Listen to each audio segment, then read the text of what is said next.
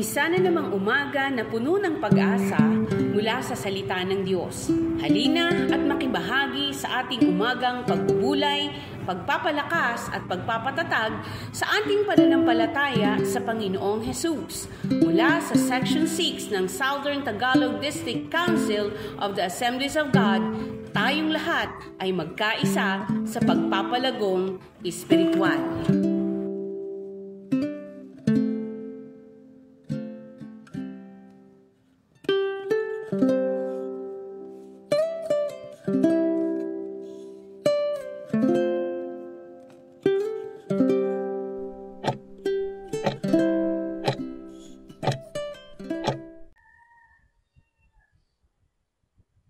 Magandang araw po sa bawat isa sa inyong lahat, mga kapatid ko po sa Panginoon. Ang atin pong teksto na ating pagbubulay ngayon ay sa Matthew chapter 5 verse 11. Mapalad ang mga nilalait at inuusig ng mga tao at pinaparatangan ng lahat ng uri ng kasamaan na pawang kasinungalingan ng dahil sa akin. Muli, magandang araw po sa ating lahat.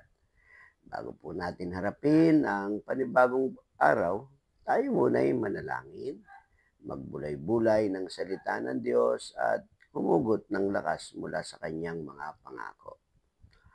Ang araw-araw na buhay ay puno ng hamon.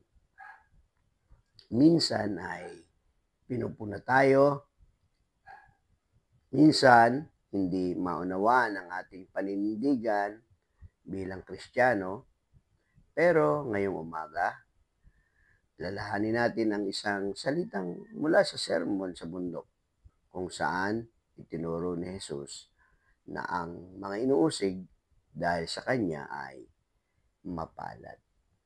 Kapag tayo ay nilalait, inuusig, o sinisiraan, kadalasan ang ating unang reaksyon ay sakit, galit, at pagnanais na magiganti. Ngunit sa mga salita ni Jesus sa Sermon sa Bundok, isang kakaibang pananaw ang inialok niya. Isang panawagan na maging mapalad sa gitna ng pag-uusig. Tingnan natin ang kakaibang pananaw ni Kristo. Sa mundo, ang pinagpala ay ang matagumpay, mayaman, tanyag, at iginagalang. Ngunit ayon kay Kristo, mapalad ang mga taong nilalait, pinaparatangan at inuusig dahil sa Kanya.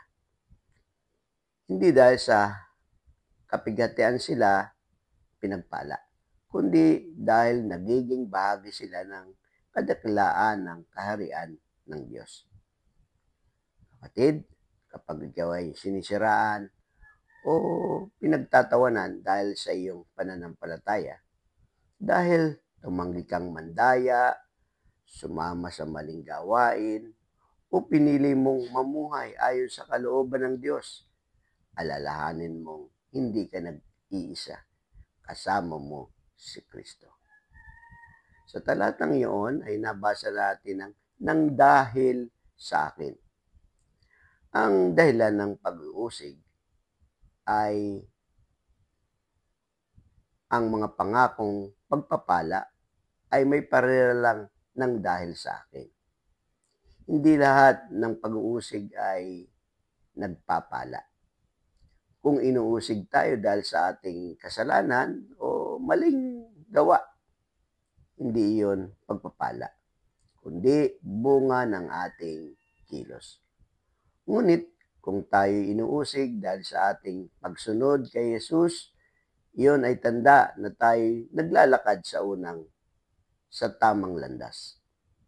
Ayon sa 1 Peter chapter 4 verse 14, sabi, mapalad kayo kapag kayo'y inalipusta dahil kay Kristo, sapagkat ang espiritu ng kaluwalhatian ang Espiritu ng Diyos ay nananahan sa inyo.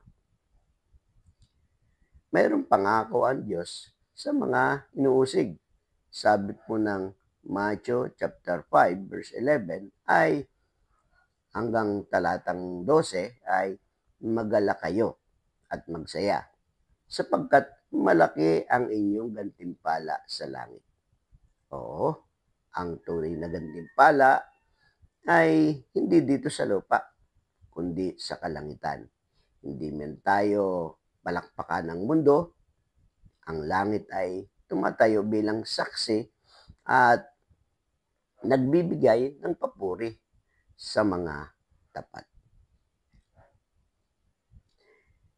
May isang estudyanteng babae na ang pangalan ay Grace. Isa siyang masigasig na Kristiyano at sa tuwing may exam, tumatanggi siyang makisama sa pandaraya ng kanyang mga kaklase. Dahil dito, tinawag niyang banalan, or KJ. At iniiwasan ng iba. Minsan ay may nagsumbong pa na siya raw ay mayabang ng kabanalan. Na hindi naman totoo. Nasaktan si Grace. Pero sa kanyang tahimik na pananalangin, naalala niya ang sinabi ni Jesus, mapalad ang inuusig dahil sa akin. Sa halip ng magalit, nagpatuloy siya sa paggawa ng tama. Di nagtagal, may mga lumapit sa kanya para humingi ng payo at sila'y nagsimulang makakilala sa Panginoon. Mga kapatid, kung ikay dumaranas ng pag-uusig, ngayon, tandaan mo ang salita ni Jesus, mapalad ka. Hindi ka kinalimutan. Alam ng Diyos ang lahat ng sinasabi at ginagawa ng tao laban sa iyo. Higit pa ron, kilala ka niya bilang kanyang anak na tapat. Tayo ba ay naninindigan para kay Kristo kahit sa gitna ng pagsubok? O tahimik lang tayong sumusunod sa agos ng mundo upang iwasan ang pag-uusig? Kapatid, tayo ay manalangin. Aming mapagmahal at makapangyarihang Diyos, kami po ay lumalapit sa iyo ngayong umaga, may pusong mapagpakumbaba.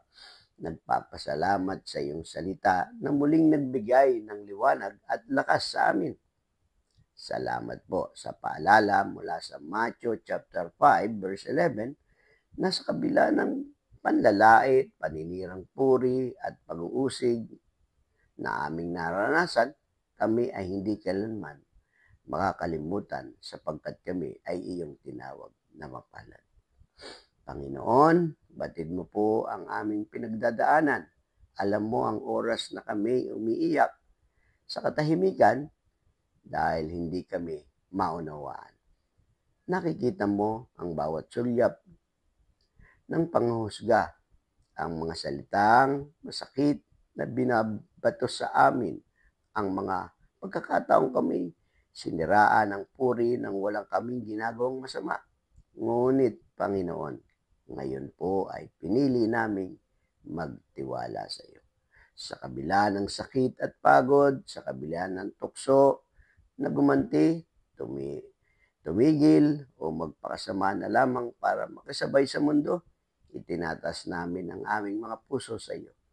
Bigyan mo kami ng matatag na pananampalataya gaya ng mga nauna sa amin na kahit nilait, itinakwil at pinahirapan ay nanatiling tapat sa iyo hanggang wakas. Panginoon, turuan mo kaming umibig pa rin sa aming mga kaaway. Turuan mo po kaming manalangin para sa mga naninira sa amin. Tulungan mo kaming maging ilaw at asin ng sanlibutan. Hindi para magpasikat, kundi upang ituro ang daan pabalik sa iyo. Sa amin pong pagtatapos ng debosyon na ito, Panginoon, dinadalangin namin na ang iyong salita ay hindi lamang mananatili sa isip, kundi tumimo sa puso at magbunga sa gawa. Gamitin mo kami sa aming buhay upang maging saksi sa iyong pag-ibig. Ito ang aming dalangin sa pangalan ni Jesus. Amen.